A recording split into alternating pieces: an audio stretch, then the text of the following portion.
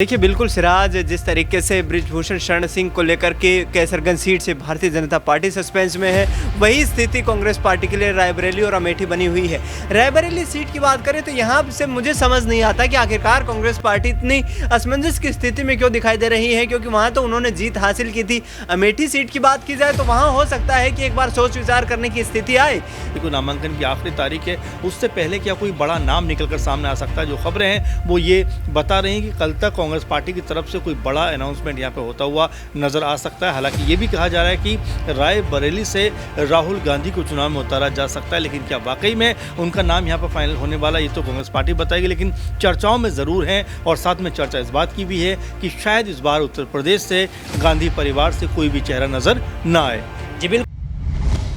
नमस्कार, आप दिख रही हैं नेक्स्ट 9 पॉलिटिकल बाइट। मैं हूं आपके साथ सिराज। अमेठी और रायबरेली ये वो सीट हैं जिसको लेकर अब देश की राजनीति में सबसे ज़्यादा चर्चा हो रही है, क्योंकि अब देश के इतिहास में ऐसा पहली बार होगा जब गांधी परिवार से कोई भी सदस्य लोकसभा चुनाव हो रहा हो और कोई भी सदस्य अमेठी और रायबरेली यानी यूपी के किसी भी सीट से गांधी परिवार का कोई भी सदस्य चुनाव नहीं लड़ेगा। कहीं ना कहीं अब कई सवाल उठ रहे हैं कि आखिर कांग्रेस अमेठी और रायबरेली सीट से पीछे क्यों हट रही है। क्या कांग्रेस का सियासी सफ़र अब उत्तर प्रदेश में ख़त्म हो चुका है? ये तमाम सवाल है जो कहीं ना कहीं उठ रहे हैं और न्यूज़ रूम में हमारे तमाम सहयोगी हैं। जानने का प्रयास करेंगे कि आखिर कांग्रेस के बीच उत्तर प्रदेश को लेकर के इतनी हलचल क्यों तेज है, इसके पीछे की क्या रणनीति है और क्या अब कांग्रेस का सियासी सफ़र ख़त्म हो चुका है उत्तर प्रदेश की राजनीति से। मेरे साथ अमन सर मौजूद हैं। सर, मेरा आपसे पहला सवाल यही रहेगा कि जिस तरीके से अमेठी और रायबरेली सीट को लेकर मंथन लगातार कांग्रेस में जारी है और अब जो खबरें निकलकर सामने आ रही हैं सूत्रों के हवाले से कि गांधी परिवार से कोई भी सदस्य उत्तर प्रदेश की किसी भी सीट से चुनाव नहीं लड़ेगा, कैसे देख रहे हैं आप? देखिए, कयासबाजी तो बहुत समय से लग रही है। कोई कभी कहता है कि राहुल गांधी रायबरेली चुनाव में जाएंगे, अमेठी से जाएंगे, प्रियंका गांधी वहाँ से लड़ेंगी, यहाँ से लड़ेंगी। लेकिन देखिए, अंतिम फैसला कांग्रेस पार्टी को करना है, कौन प्रत्याशी इन दोनों सीटों से बनता हुआ नजर आता है, क्योंकि ये दोनों ही सीटें पुश्तैनी सीटें मानी जा सकती हैं। परंपरागत तरीके से कांग्रेस पार्टी की सीटें रही हैं। ऐसे में सबसे अधिक जो आंखें इन्हीं सीटों के ऊपर लगी हुई हैं। ऐसे में अगर राहुल गांधी चुनाव में उतरते हैं तो जाहिर बात है कि यूपी की जो राजनीति है उसमें एक बार फिर से उफान आता हुआ नजर आएगा, क्योंकि अखिलेश यादव ने कहा था कि जिस तरह कन्नौज से वो चुनाव लड़ रहे हैं उसी पर सवाल पूछा गया था कि क्या राहुल गांधी भी यहाँ से चुनाव लड़ेंगे। उन्होंने कहा कि अब सब यहाँ पाएंगे क्योंकि पार्टी अब यहीं पर होने वाली है, यानी कि जो चुनावी माहौल है अब उत्तर प्रदेश में और ज़बरदस्त होने वाला है। तो ऐसे में लगातार जो चर्चा है राहुल गांधी को लेकर चल रही है, प्रियंका गांधी को लेकर चल रही है कि दोनों ही क्या उत्तर प्रदेश की राजनीति में अब पूरी तरह सक्रिय होने वाले हैं और चुनाव लड़ते हुए नजर आएंगे, क्योंकि स्मृति ईरानी ने जब से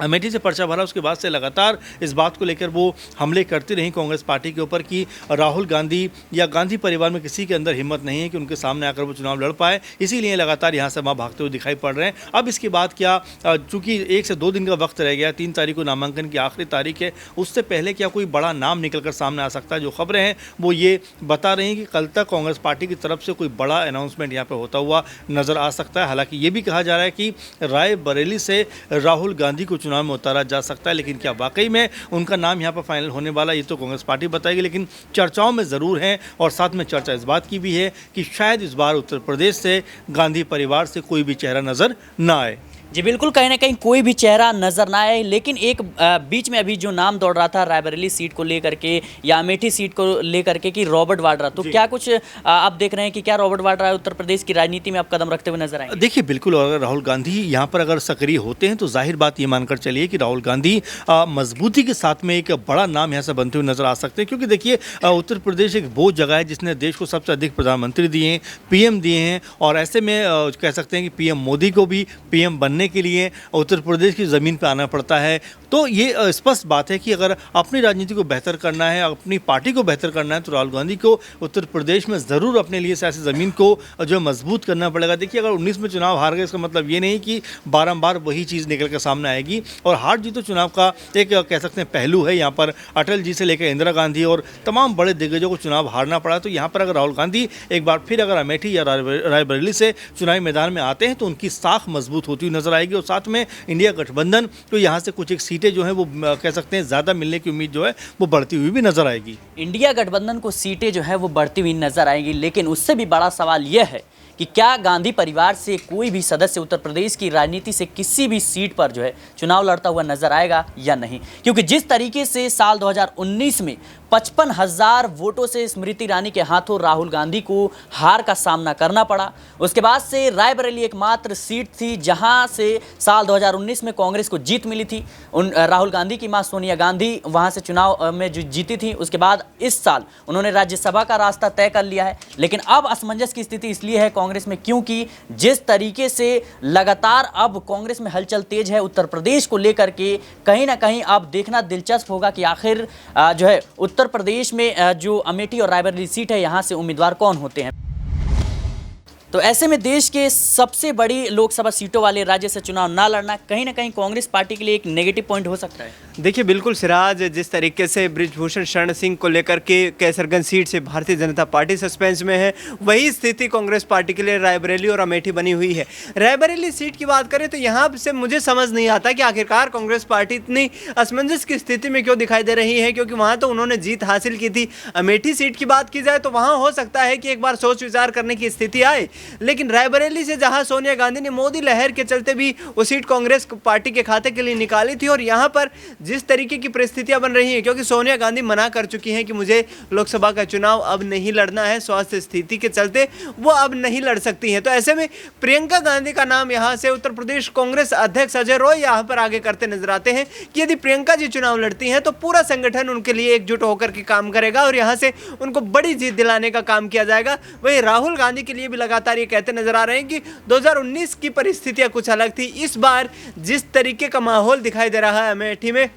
भारत जोड़ो न्याय यात्रा के दौरान उन्होंने एक बड़ा वहां पर रोड शो किया था और उस रोड शो के दौरान लाखों की संख्या में वहां पर जो है भीड़ उमड़ करके आई थी। तो इससे अंदाज़ा लगा सकते हैं कि किस तरीके से लोग एक फिर बदलाव की फिर एक आस देख रहे हैं कि जिस तरीके से गांधी परिवार लगातार अमेठी रायबरेली के लिए काम करता रहा है, उसी कड़ी में आगे बढ़ा जाएगा। लेकिन यहाँ पर आखिरकार जब नामांकन की स्थिति यहाँ पर आ चुकी है, महज 48 घंटे का वक्त बाकी है और अभी भी जो है जो प्रत्याशियों का ऐलान नहीं किया गया है, और अंत में हम देखेंगे कि कहीं ना कहीं कांग्रेस पार्टी राहुल गांधी या फिर प्रियंका गांधी को आगे करेंगे इन तमाम सीटों पर। तो आखिरकार फिर इतना बड़ा सस्पेंस क्यों बनाया गया है, जबकि इन दोनों सीटों पर यह माना जा रहा था चुनाव की तारीखों का ऐलान होते वक्त कि सबसे पहले यहां पर कांग्रेस पार्टी अपने प्रत्याशियों का ऐलान करेगी। सबसे पहले कांग्रेस पार्टी अपने प्रत्याशियों का ऐलान करेगी, लेकिन जिस तरीके से आज मेनका गांधी ने भी साफ साफ कह दिया कि नामांकन के अब जो है 2 ही दिन बचे हैं और अभी तक ऐलान नहीं हुआ है, तो क्या आपको लगता है कि इसके पीछे की वजह क्या हो सकती है? क्योंकि प्रियंका गांधी को लेकर कहा जा रहा है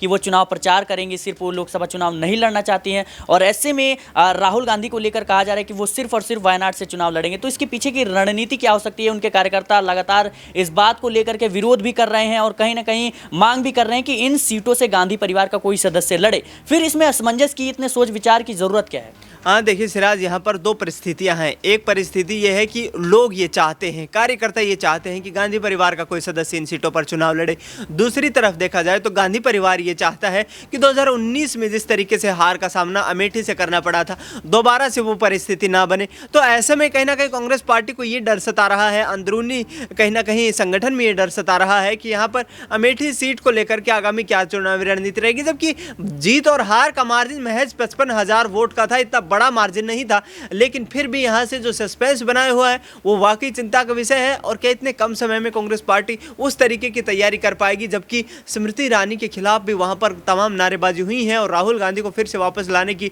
मांग लगातार लोग करते नजर आ रहे हैं। तो आखिरकार फिर देर किस बात की, अब ये देखना दिलचस्प होगा कि कितनी जल्दी, अब महज 2 दिन का वक्त बाकी है और यहाँ से कांग्रेस कब फैसला लेती है। सिर्फ स्मृति ईरानी ने जो है इतना सियासी रसूख अपना बना चुके हैं अमेठी में कि अब गांधी परिवार का वो गढ़ था अमेठी, क्या उसके सालों के मेहनत को अब कहीं ना कहीं मात देती हुई नजर आ रही है? देखिए इस बार की परिस्थिति देखा जाए तो विपरीत नजर आ रही है, क्योंकि 2019 के लोकसभा चुनाव की बात करें उस दौरान प्रधानमंत्री नरेंद्र मोदी को लेकर के विपक्ष के पास भी कोई मुद्दे नहीं थे। इस वक्त देखा जाए तो बेरोजगारी एक बड़ा मुद्दा है और ये पूरे उत्तर प्रदेश में कहीं ना कहीं विपक्ष इसको भुनाने की कोशिशें करता रहा है। वहीं दूसरी तरफ देखा जाए तो किसानों की MSP का एक बड़ा मुद्दा है, और इस क्षेत्र की बात करें तो गन्ना बाहुल्य क्षेत्र है और गन्ना किसान हमेशा जो है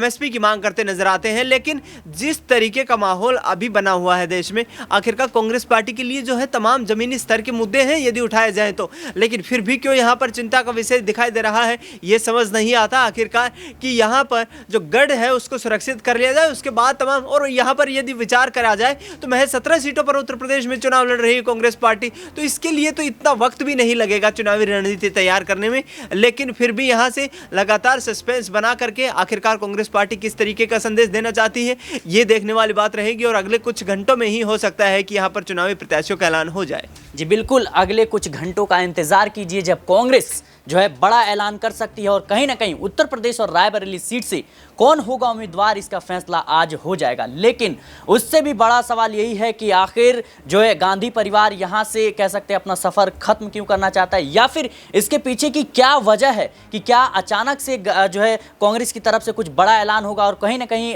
भाजपा और सभी पार्टियों के लिए एक चौंकाने वाला फैसला होगा। ये तमाम जो पहलू हैं इन पर जो है आने वाले समय में इसके सारे जवाब जो है वो मिलने शुरू होंगे। इंतजार कीजिए आप। फिलहाल के लिए इस खबर में इतना ही। देश और दुनिया की तमाम खबरों के लिए बने रहे नेशनल पॉलिटिकल बाइट के साथ।